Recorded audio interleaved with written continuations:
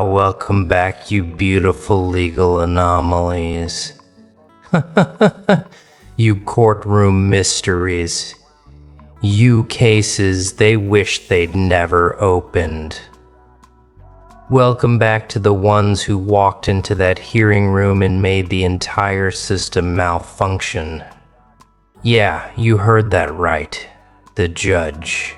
That stone-faced authority figure who's seen it all. Who's supposed to be unshakable.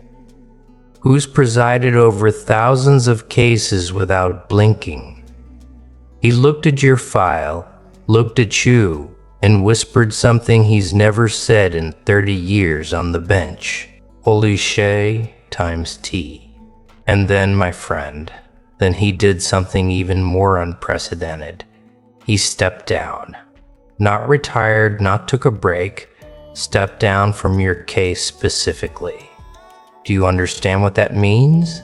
Do you comprehend the level of reality-bending chaos you just caused in a system designed to be unmovable and a structure built on predictability? In a machine that processes human lives like paperwork, you broke the judge. You shattered the arbitrator. You made the man who decides fates question his own. Let's rewind this beautiful disaster, shall we? They thought they had you figured out, didn't they?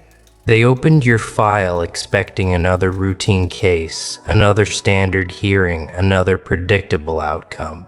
Prosecutors came prepared with their rehearsed arguments. Character witnesses lined up with their scripted testimonies. Evidence neatly organized in manila folders. Everyone in that courtroom had their role memorized. Everyone knew their lines.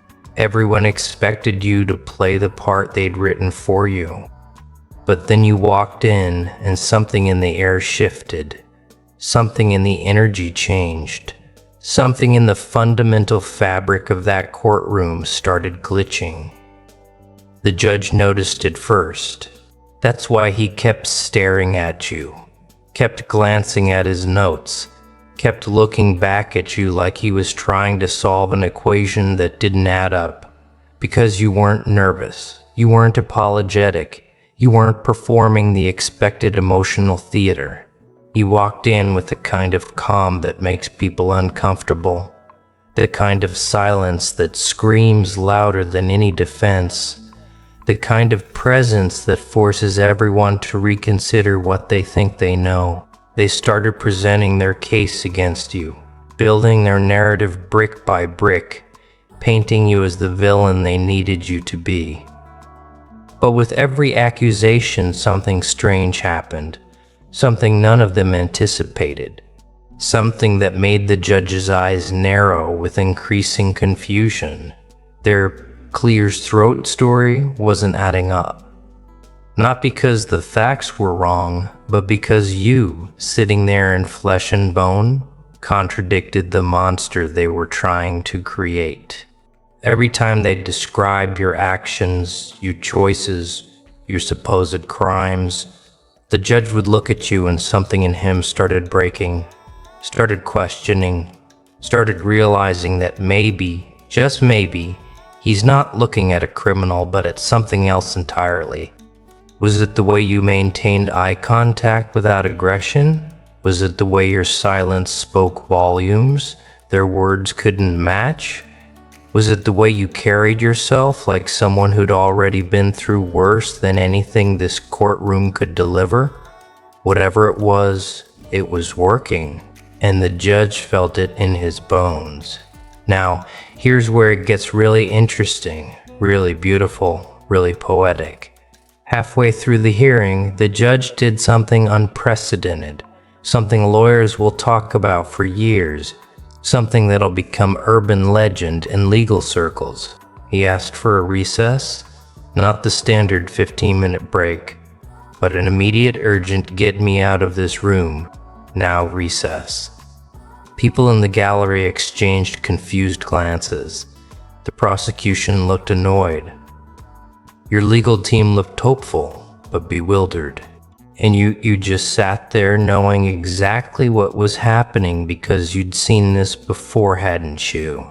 You'd watched people realize in real time that they misjudged you, that they underestimated you, that they tried to fit you into a box that was never designed to contain someone like you. The judge went back to his chambers.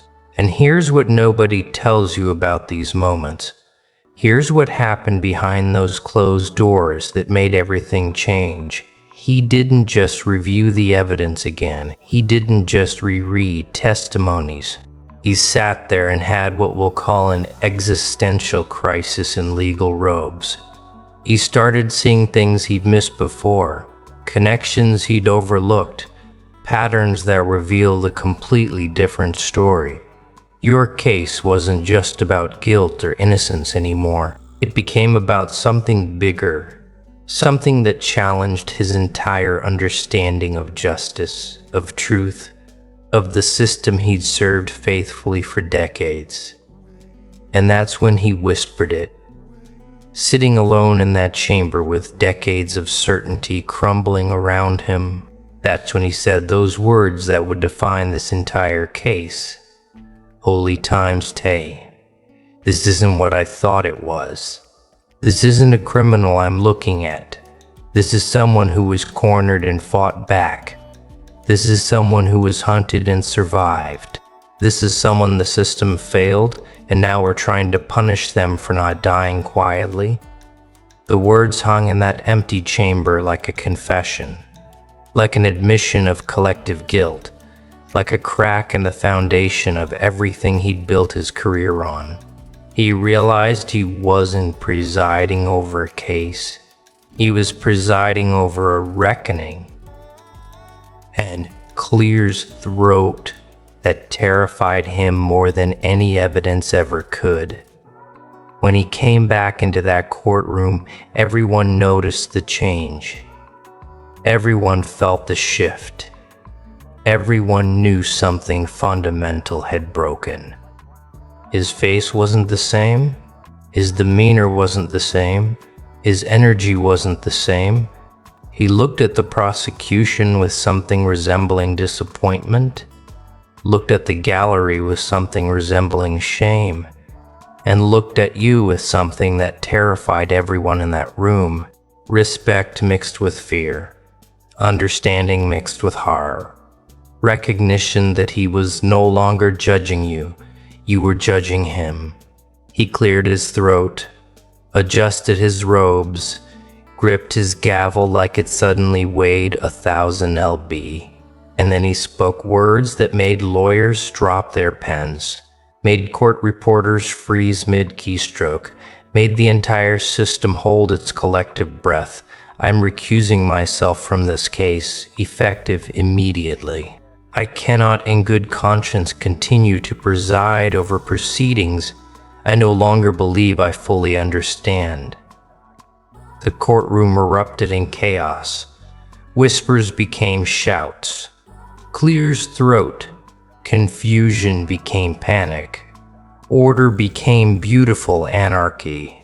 And through it all, you just sat there, still calm, still quiet, still carrying that presence that broke a judge. Let's talk about what really happened here. Because the surface story is interesting, but the deeper truth is devastating. That judge didn't step down because of legal technicalities, didn't recuse because of conflicts of interest, didn't walk away because of procedural concerns. He stepped down because looking at you forced him to confront something he'd been avoiding his entire career. The possibility that the system he serves is fundamentally broken. That justice isn't always found in law books. That sometimes the people in defendant chairs are more righteous than the people holding gavels. He became his mirror, his conscience, his reckoning. Every time he tried to evaluate your case objectively, he kept seeing reflections of every other case he judged, every other life he'd altered, every other person he'd sentenced without truly seeing them. Your presence in that courtroom wasn't just about your defense. It became about his judgment, about his legacy, about whether he'd spent 30 years serving justice, snorts, or serving a machine that grinds people into acceptable pieces. The prosecution is in panic mode now, aren't they? They prepared for a trial. They prepared for a fight. They prepared for everything except the judge himself walking away. Because in their world, in their understanding of how things work, judges don't do this. Authority figures don't crack. The system doesn't acknowledge its own doubts. But you managed to trigger something they thought was impossible.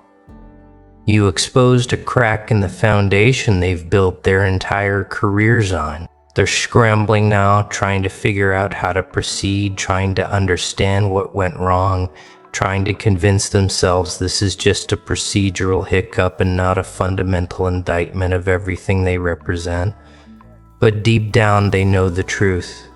They know that when a judge looks at a defendant and says, "Holy shim's tea," before stepping down, it's not about procedure, it's about conscience. It's about that rare moment when the mask slips and someone in power admits they're looking at something they can't in good faith destroy. Your existence in that courtroom became their worst nightmare. Not a guilty person they could convict, but an innocent one they almost crushed. Here's what they'll never tell you in law school. Here's what doesn't appear in any legal textbook. Here's what doesn't appear in any legal textbook. Here's the secret that keeps judges up at night. Every case they preside over carries weight, carries consequence, carries the possibility that they might be wrong, that they might be serving injustice while calling it justice, that they might be the villain in someone's story while thinking they're the hero in the system's narrative.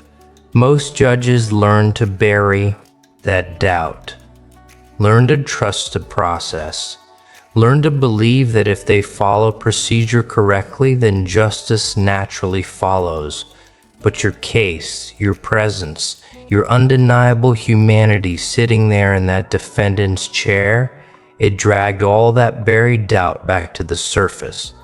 The judge looked at you and saw every person he might have wronged, every case he might have misjudged, every life he might have destroyed, while telling himself he was just doing his job. That's why he stepped down.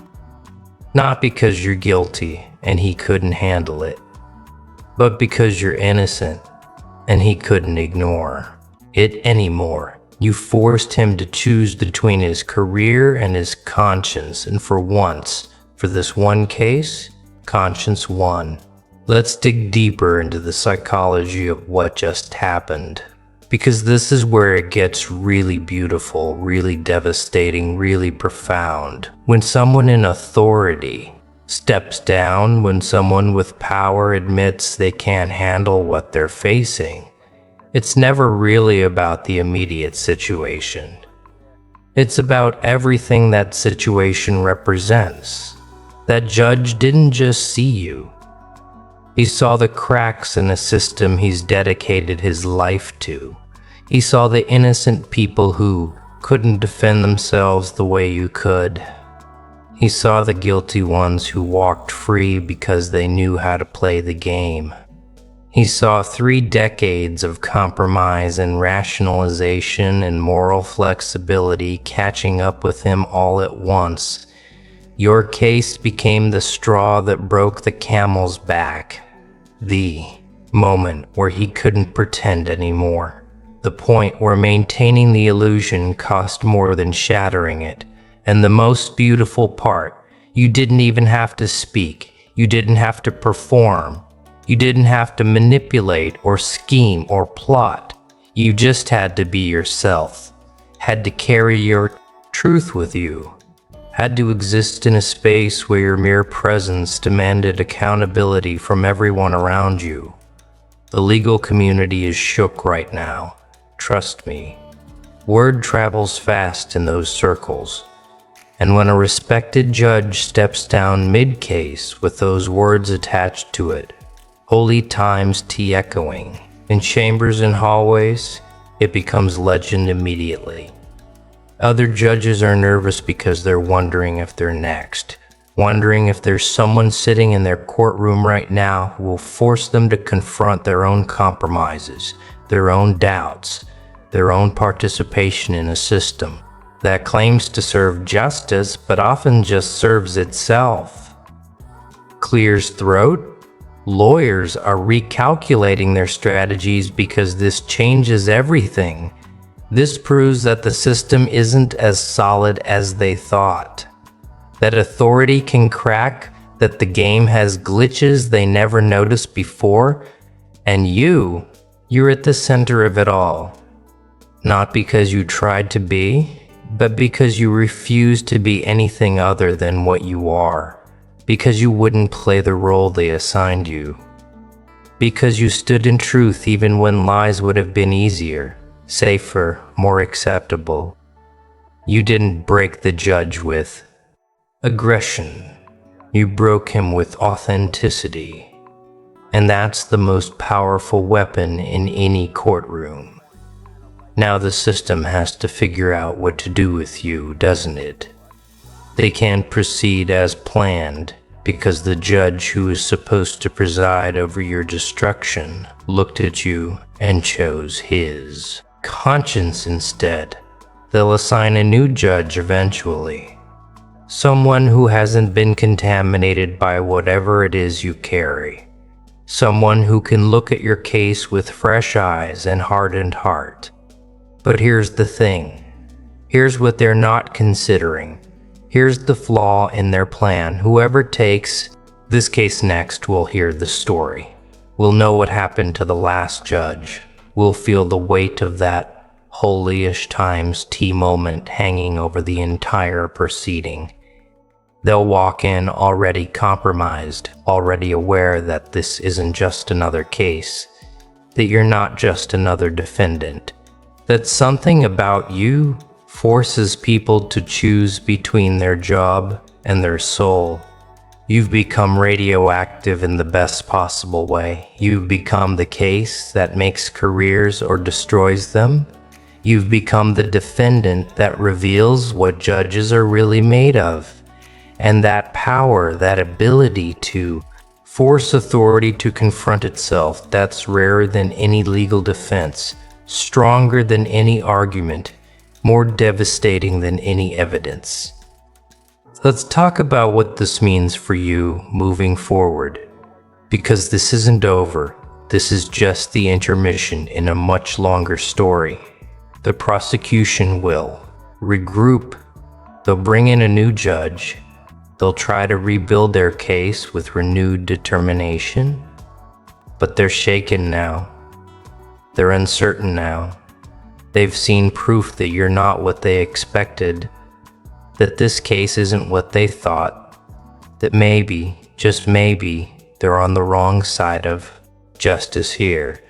That doubt will eat at them, will influence their decisions, will make them second-guess every move.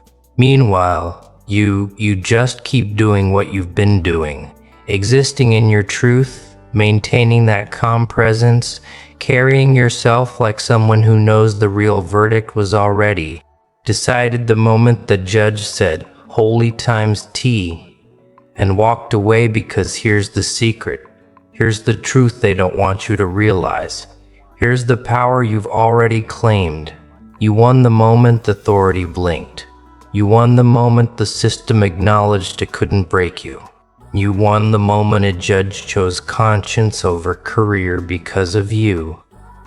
Everything else is just paperwork, just procedure, just the system trying to maintain the illusion that it's still in control. Your story is going to ripple outward, going to inspire others, going to become the case study that law students argue about, that activists point to, that anyone facing impossible odds remembers when they need hope. Because you proved something fundamental, something revolutionary, something the system tries desperately to keep hidden. You proved that truth has power even in structures built on lies. That authenticity can crack even the strongest facades. That one person standing in their genuine self can force an entire system to question itself. The judge who stepped down. He's not the enemy here. He's actually the hero of his own redemption arc. He had the courage to admit he couldn't in good conscience proceed, had the strength to choose integrity over reputation, had the wisdom to recognize when he was staring at something beyond his ability to judge. And you, Clear's throat? You were the catalyst for that transformation, the force that made him choose, the presence that demanded he either compromise his soul or compromise his position. He chose his soul. And that makes this whole situation beautiful in a way courtrooms rarely are. There's something poetic about watching the system eat itself, about seeing the mechanisms of control falter when confronted with genuine humanity, about witnessing the moment when procedure bows to conscience. Every institution is built on the assumption that its participants will follow the rules, maintain the illusion, keep the machine running smoothly. But you walked in and threw sand in the gears. You disrupted the rhythm. Clear's throat. You forced everyone to stop and question what they were really doing. Not with violence, not with theatrics, not with manipulation, just with presence, just with truth. Clear's throat.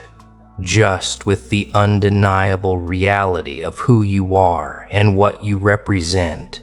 And that broke them. That made a judge step down. That created chaos in a space designed for order. You're not just defending yourself anymore. You're defending everyone who's ever been crushed by this system. Everyone who's ever been judged unfairly. Everyone who's ever stood alone against impossible odds. Your case is their case. Your victory is their victory. Your moment of watching a judge crack is their moment of hope. The prosecution thought they could destroy you, thought they could build a narrative so convincing that guilt would be inevitable, thought they could use the system's weight to crush whatever defense you mounted. But they forgot to account for one variable, one factor that ruins all their carefully laid plans. One element that makes their entire strategy obsolete. They forgot that you're not just fighting for your freedom. You're fighting with the weight of truth on your side. And truth has a way of making lies collapse under their own contradictions. Every piece of evidence they present has to be filtered through the lens of that judge's reaction. Has to be evaluated in light of what made him say, "Holy shatch," and walk away. Future judges will know this. Juries will hear whispers of it. Everyone involved in your case will operate in the shadow of that moment when the system itself admitted it might be wrong. You've already won the psychological war, already claimed the moral high ground, already proven that you're more than they bargained for. Everything else is just watching them figure out how to admit defeat without calling it defeat. Let me tell you what's happening right now in legal offices across the city, in judges' chambers, in prosecution war rooms. They're all asking the same question. What the hell did we miss? What are we not seeing? What is it about this person that made a veteran judge crack? They're reviewing evidence again, re-entering witnesses, going through your history with a fine-tooth comb, trying to find the piece that explains everything. But here's the beautiful irony. Here's the joke that's on them. Here's what they'll never understand. There's nothing to find because you're not hiding anything. There's no secret because your truth is your defense. There's no mystery except the mystery of why they thought they could judge someone they never bothered to truly see. You're not a mastermind playing games. You're not a manipulator pulling strings. You're just someone who refused to become small enough for their boxes, who refused to perform guilt for their convenience, who refused to die quietly so they could sleep well. And that refusal, that simple act of remaining yourself, that broke their entire approach.